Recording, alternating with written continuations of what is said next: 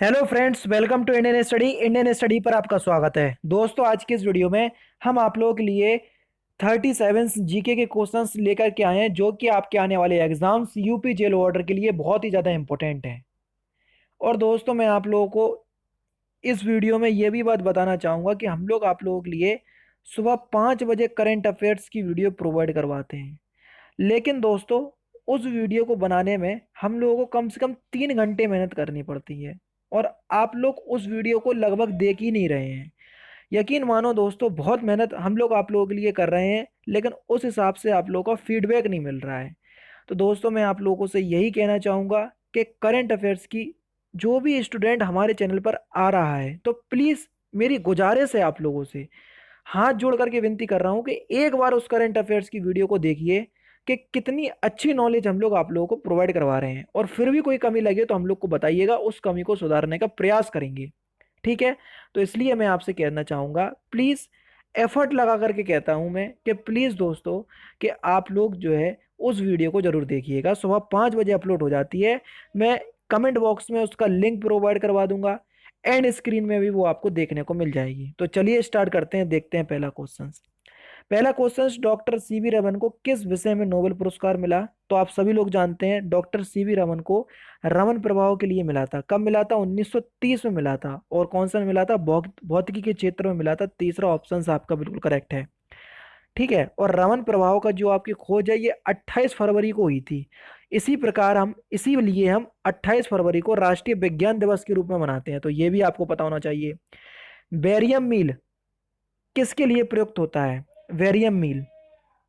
तो वेरियम मील का जो आपका प्रयोग है, वो पोषण लाल एवं एक्स एक्स किरण के लिए किया जाता है। किसके लिए? एक्स रे के लिए किया जाता है मोस्टली, अगर देखा जाए तो। दूसरा ऑप्शन आपका बिल्कुल करेक्ट हो जाएगा। मोटर वाहन के पीछे कौन सा मोटर वाहन के पीछे का दृश्य देखने के लिए कौन सा दर्पण लगाया जाता है? जल्दी बताओ। तो सिंपल क्वेश्चन से आपका वह हो जाएगा उत्तल दर्पण, यानी कि दूसरा ऑप्शन आपका बिल्कुल करेक्ट है। प्रकाश वर्ष से किसे मापा जाता है, या प्रकाश वर्ष किसका मात्रक है? कई बार ये क्वेश्चंस आपके एग्जाम में पूछा गया है। तो सही आंसर हो जाएगा खगोलीय दूरी का। प्रकाश वर्ष किसका मात्रक है? खगोलीय दूरी का। भारत में वित्त आयोग का प्रधान कार्य क्या होता है? वित्त आयोग का प्रधान कार्य क्या होता है? तो भारत में वित्त आयोग का जो आपका प्रधान कार्य होता है, वह होता है केंद्र एवं राज्यों के बीच राजस्व वितरण, यानी कि पहला ऑप्शन आपका बिल्कुल करेक्ट है। ठीक है?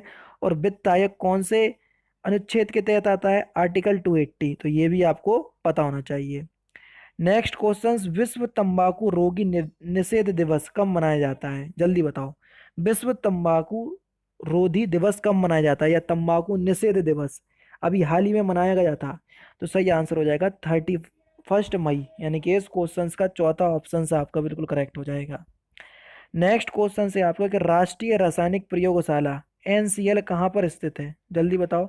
राष्ट्रीय रासायनिक प्रयोगशाला कहाँ पर स्थित है? तो ये आपका पुणे में स्थित है, यानी कि तीसरा ऑप्शन आपका बिल्कुल करेक्ट है।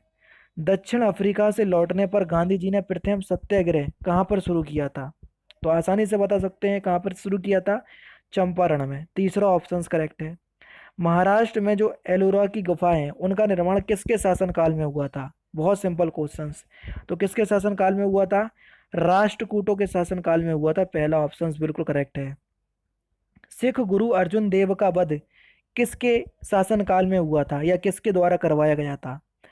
तो अर्जुन देव का जो आपका वध है, ये जहांगीर ने करवाया था। किसने? जहांगीर ने। चौथा ऑप्शन करेक्ट। मुगल शासन में मनसबदारी प्रणाली का प्रवर्तन फिल इन द ब्लैंक्स किसके द्वारा किया गया? मनसबदारी जो आपकी प्रणाली है, वो किसके दरबार में प्रचलित थी? तो सही आंसर हो जाएगा अकबर। दूसरा ऑप्शन आपका बिल्कुल करेक्ट है। पहला दक्षेस यानी कि सार्क सम्मेलन कहाँ आयोजित किया गया था? जल्दी बताओ। इंपॉर्टेंट और सिंपल क्वेश्चंस। तो सही आंसर हो जाएगा काठमांडू।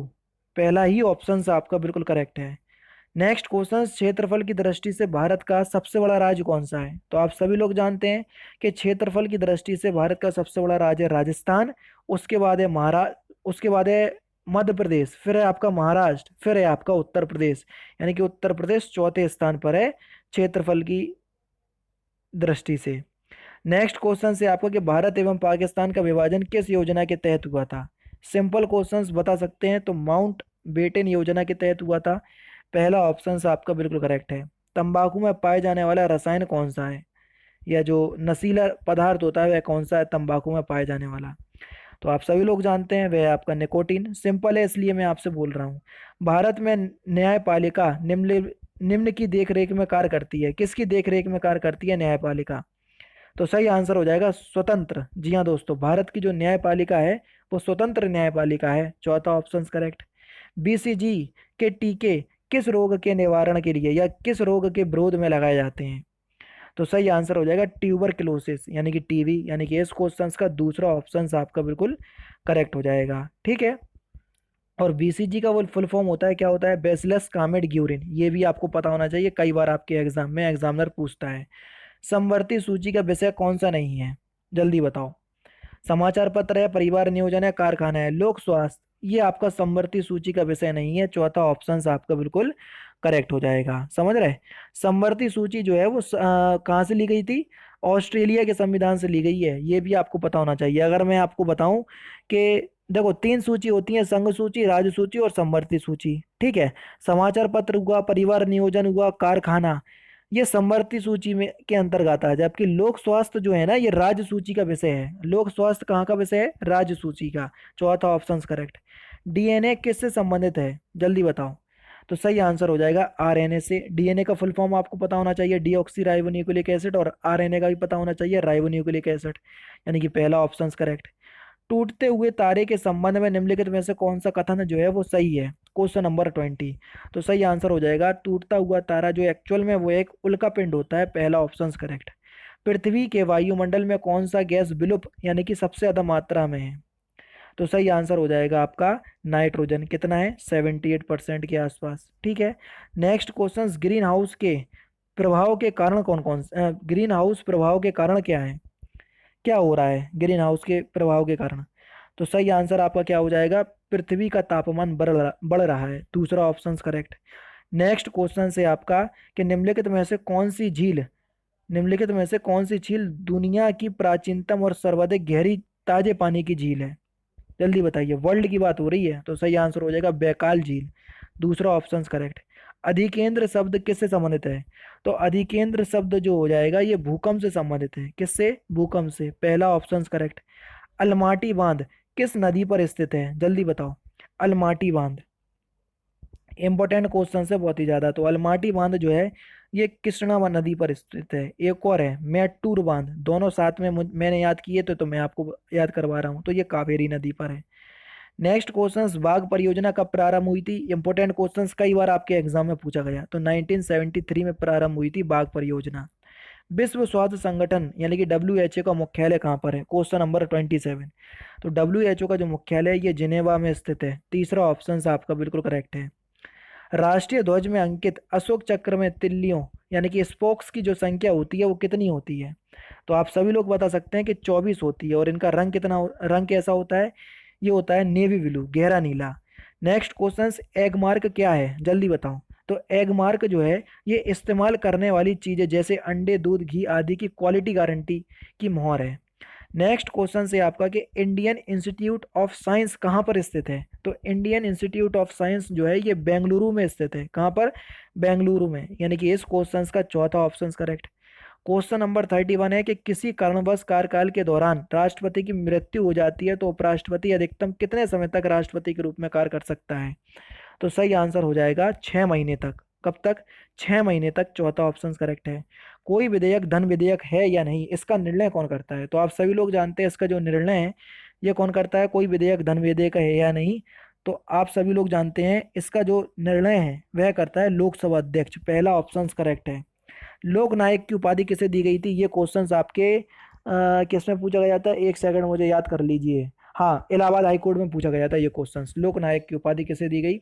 तो सही आंसर हो जाएगा आपका जयप्रकाश नारायण। पहला ऑप्शन आपका बिल्कुल करेक्ट है। नेक्स्ट क्वेश्चन, किसी पदार्थ का वह केंद्र जहां उसका संपूर्ण भार प्रभावी होता है क्या कहलाता है? तो उस केंद्र को हम गुरुत्व केंद्र कहते हैं। चौथा ऑप्शन करेक्ट।